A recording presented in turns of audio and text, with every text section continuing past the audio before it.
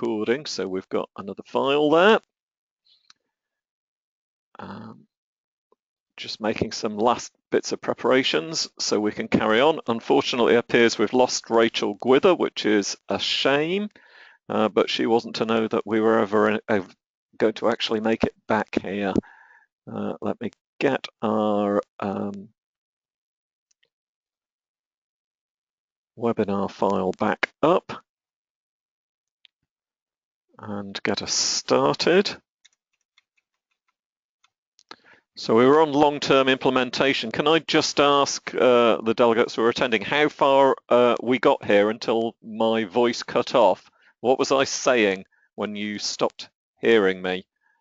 Okay, Jeff, what was I saying when I stopped? You're talking about how the ward manager would ensure that people knew it was on the ward, the box storage problems, and it might go into a back room, and how would we let people know that the box was there for use? Okay, did I get as far as saying that it would be a good idea for the ward manager to bring it out on occasion and remind people of what the contents were, and to involve the for the champion to ask the chill out box question, had there been an incident? Nope. So Nope, yeah, you didn't get that far. there's been any incident that's being reported in the handover, the calm down methods champion could put their hands up and say, did we offer the calm down methods? What were we looking for at an early stage? Of course, there's a whole load of work to be done about recognition of agitation and early stages for each of your patients, because those can be very individual and might not always be obvious. So there's another area for research. I thought another thing a ward might like to get into is auditing the chill out box. So collecting data, descriptions of the contexts in which it's being used, how it works with what patients, in what situations. There would be another way of keeping people's attention on the box. I think that was about as far as I got. So I'm going to mute you again, Jeff, and move on to the next slide. So do we need any adjustments with calm down methods? I think they're all about safety and supervision and review and choice of items. There's obviously going to be age and speciality specific items which are appropriate or inappropriate in the calm down methods box, and you're going to have to figure out what those are for your particular ward, your particular group of patients, and your particular speciality. I haven't got any specific feedback to offer on this. What I would like to hear from, I suppose, ultimately, is people who've implemented this in CAMS and in forensic wards and older people's, to see what they've included and what they've not included, what they think helps and doesn't help with their particular client groups. But I don't have that information at the moment. If any of you are listening to the recording of this webinar, if any of you who are listening subsequently have answers to some of these questions, please post them over on the website forum on www.safewards.net. Because you post this stuff, it means it's very helpful for other people who are coming after you and implementing. People always have these sorts of questions, and it's hard for us in the centre here to answer them because it's you folk out there who've got the answers. All right, let's carry on. Enhancements, difficulties and issues with calm down methods. This has come up a few times in various discussion forums. The equipment for men can be problematic because some of the regular calm down methods equipment might be seen by some men as more appropriate for women and more feminine in some ways. And men are not necessarily particularly good at relaxing, and they tend to use alcohol, substances and aggression to relax a whole lot more than they should. So I'm going to see whether we can generate some kinds of ideas here. I'm going to come back to that in a minute and ask the people who are attending to see whether they can think of stuff for men. I'll put some of them up on the slide there. Did do some thinking about exercise. So a lot of people calm down with repetitive movements. So I'm thinking this is why people pace up and down on the ward, because pacing up and down, the regular movement, is good and it's relaxing, and it implies that stuff like rocking chairs might be more acceptable for people. Stretching, isometric exercises, perhaps yoga, push-ups, pull-ups, squats, running, walking type of things. But the sorts of exercise that you don't want to involve men in is martial arts moves, use of punch bags, and aggressive types of motion. The research literature says, I believe, as far as I know, that that sort of exercise actually increases aggression rather than decreases it. And if you think about it mentally, what is the person imagining while they're punching the punch bag? What's going on in their head while they're making martial arts move? It's all aggression stuff. So actually what you're doing is getting them to practice aggression, which is exactly what you don't want to do with a calm down method. So the repetitive movement is good, but it's got to be non-aggressive repetitive movement. All right. You can ask your patient group for suggestions, and if you're working on a male ward, that's obviously your first port of call. Gather your client group around, say, we're formulating a calm down box, here's the sorts of things we put in it, what suggestions have you got to make? And if you do that regularly over your cohorts of patients on the ward, you should accumulate a significant list. That list will be very valuable to other people who are starting safe wards on their male wards. So if you do accumulate a list like this, again, please share it via the forum on www.safewards.net. I'm going to open it up here to see whether the people attending have got any particular suggestions as to calm down methods for men. Calm down methods for men delegates. Put your hand up if you think you've got something to offer.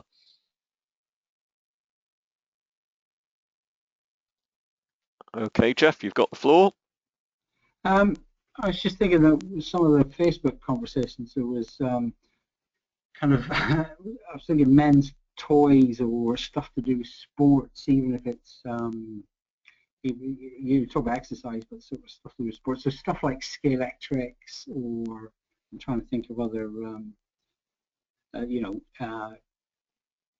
desktop table tennis, anything, anything that requires men to flick or twist, or just stuff that's doing stuff rather than perhaps the more feminine pampering kind of stuffs.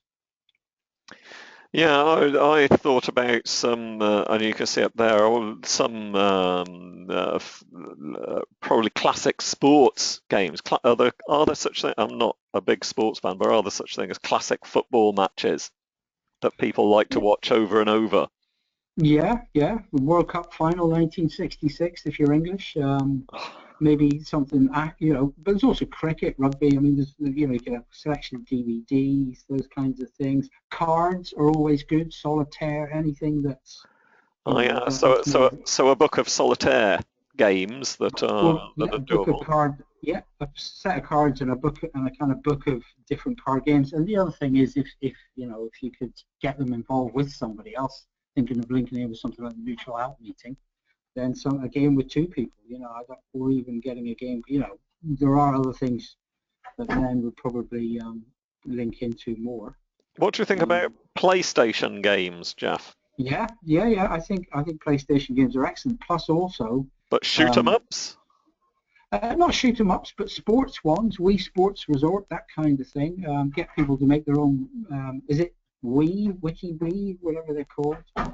Um, Yeah, board games are always good, but I mean, board games that probably take up a bit more room, and you might need other people. But Yeah, anything that, we're kind of verging into this. You verge very quickly with talking about men into recreational type yeah, equipment, and that's kind of a distraction tool, if you like, which that's all right if you can get it to work. But I'm thinking of if you're in a more tense situation when somebody's more agitated, they won't actually have the cognitive apparatus, for example, to engage in a PlayStation game or a board game or do something with a pack of cards. something that's beyond a bit that's the gap that's hard to find something for. Yeah, but I think one of the facts of the chill out box, it shouldn't replace actually talking to somebody, should it? I mean, there are times when the whole process of choosing something, it's the conversation you're having that, is this right? Am I just palming you off, or do I actually need to? It could take a while actually to go through the chill out box, but it could then generate the conversation of why the person's agitated, and then in the choosing of the thing, let's be honest, that's the real meat of the intervention, not actually necessarily what the person walks away with. Do you see what I mean? I think, going through the stuff, and are you ready for this? And I can't quite concentrate. And well, maybe I'll start it off with you, and then see how. That's the kind of what's going to help people to be less distressed, is the problem solving that's going to go into the whole process. Yeah. So in a way, the equipment is important, but it's also a tool for you to interact. Yeah, absolutely. So it might end up that the person doesn't take anything out of the chill out box, Yeah, but because of the yeah, conversation, you've managed the diversion process already. You've changed what could be yeah, a confrontational occasion into a mutual support discussion and a yeah. hearing of the way that they're feeling. And I think looking for the perfect equipment items, we've got to be careful, because that's probably a bit of a red herring. I think having stuff for men that's clearly manly is a good thing, but thinking you're going to have the perfect thing for everybody is it's one of those nirvana things that's not going to happen. Okay, let's move on from that. I think I've only got this is the last slide now. And this is talking about if you've already got a room, and quite a few of the hospitals and wards who are participating in safe wards in Victoria, Australia at the moment already have de-escalation rooms or multisensory rooms of some sort, and these go under a range of different names as well. And I actually had to go up and look this up in order to remind myself of this, because they used to be called Snerzelen rooms. And this dates back to the 1970s in the Netherlands, and they were used initially, I think, in dementia care environments. Might be the case. Might have been learning disability environments. I'm not 100% sure, but they've kind of always been around in almost all of our career. Oh, Jeff, you might know. Do you know the answer to this question? Go on, you got the floor. It's learning disabilities, or actually, I'm a bit like you, but when I was doing my learning disabilities training, we had whole sessions on Snerzelen rooms and sensory stimulation. Yeah, I was at a presentation recently at which I was giving the presentation, but the learning disability representatives said, well, we always use these things in learning disability first, and then psychiatry comes along years later and gives them a different name. They seem to need to name them something different, and then they're prepared to use them. And I thought there was a degree of truth in that. In fact, he was talking about, well, all this recovery stuff. We introduced that ages ago under the name of personal futures planning, and Yeah, now psychiatry's taken it up and they call it recovery. And I can see some truth in there. I'm also actually very proud that I used to teach psychiatric nurses personal futures planning back in the 1980s. But there you go. So if you've already got the room, what do you do? If you've got the room already, you can expand the range of equipment that you've got, and you can loosen the definition. So this stuff doesn't have to be sensory in the theoretical terms that I was explaining earlier on. The key thing is the negotiation with the patient. It's not the actual sensory stimulation that they get from the item. So you can think about a broader range of things that you might want to have in or available. You may want to remove any professional boundaries or restrictions on the room usage. I did hear, or do hear, rumours from time to time about certain disciplines who occasionally take control over the use of the multisensory room, saying that people have to have specific assessments and that they have to make specific decisions on, they have to create the decisions on what they can have and what circumstances they can go on the room and in whether they can go in the room now. I think you can remove all of that rubbish because this is really about giving everybody the chance to negotiate with patients who are agitated about what's going to help them calm down. You might want to supplement the room with a calm down box of equipment that they can use in their own rooms. In other words, this is all about expanding the choices. If the patient doesn't want to go in the room, you can give them an item of equipment that they can take and use in their own room under supervision or whatever. So if you can do any of that, you can do that. But if you've got all of that and you reckon you genuinely are doing all of those things, then you're done with this intervention. That means you've got room to pick another intervention other than the basic 10. So go to the list of 30 on the website, the wider list, and pick another one and implement it. That brings us to the end of the presentation. Does anybody want to pass any comments? I know Christina Larkin is here. I know Christina's in a position, I don't think Christina's actually implemented anything yet. Are you listening, Christina? I'm going to give you the floor. Christina, are you there? No, I haven't. I am, yeah. Oh, that brief contribution from Christina. Oh, she's back. You're back. Yeah, I'm not very good at the technology, as you can tell. Yeah, we're hoping to start safe wards in our 2 acute units in the autumn, so I'm very interested to hear how other people are getting on with these kind of interventions. We've spent the last year introducing the idea of safe wards in all of the training programs and at every opportunity, because I'm working in an organisation that's very slow to change. So we're ready to launch here, but obviously I'm getting anxious now about all the nitty-gritty of it and trying to kind of find out how other people managed the kind of transition from one model to another, or one way of working to another. So, well, all these webinars will be helpful to you, and the videos that we've got online as well. So you got plenty of stuff to consume to help you. I'm going to love you and leave you and give Jeff a chance to have a say. Here we go, Jeff. Last words from you. I was just curious where Christina was actually, but where's Christina? Lovely Irish accent, but whereabouts is she? Go on, talk to each other. You're both. Sorry. Hey, Christina, where are you from? I'm working in the Midwest of Ireland. I'm the practice development coordinator for 3 counties. Mental health service, one mental health service that covers all 3. But my background, I used to work with Len in East London for many years. And so I'm here now for the last, 13 or 14 years. So yeah, fun times in Ireland. Yeah, good luck. It's a bit of a challenge because, for example, when I came here, there weren't even any care plans. So this kind of model or way of working is going to be particularly interesting to try and get into place. Where are you, Jeff? I'm in London. I'm kind of but I also work for Star Wards. But I'll tell you what, actually, because I'm aware this is being recorded, so we probably need to. Oh yes. Okay.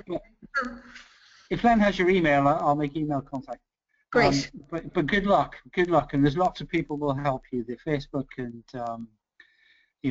Twitter accounts, they're really hopping. People are being very generous. So don't feel free to link in with those things, I think. Great, thanks very much. I look forward to working with everybody.